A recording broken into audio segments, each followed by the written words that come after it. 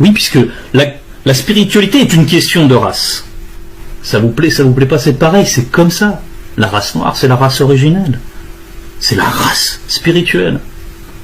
D'accord? Donc, qu'est-ce que fait le fourbe lorsqu'il a conscience que cette race-là, cette unité-là, il va faire en sorte de diviser cette race. Il va les dresser les uns contre les autres. Il va instaurer le tribalisme pour affaiblir le potentiel de la race noire.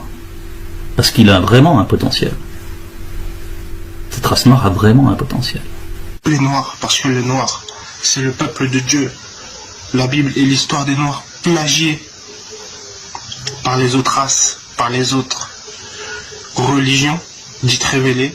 Les faux pasteurs ou les gens qui sont dans les religions n'utilisent pas leur discernement.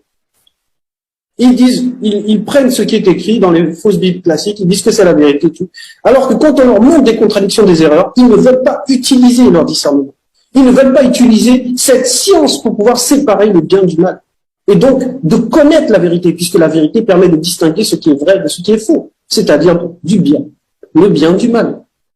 Donc déjà, quelqu'un qui n'agit pas avec son discernement, sa logique, son sens logique, lui n'évitera pas déjà les pièges du visible, les pièges, on va dire, de l'existence à cause de la chute. Se reconnecter à son origine, parce que la race noire est la race mère. Moi, je suis blanc, mais je ne peux pas avoir d'enfants noirs. Vous êtes noir et vous pouvez avoir des enfants blancs. Donc ça veut dire vous êtes la race mère. Moi, je suis vos descendants. Nous sommes partis de vos descendants.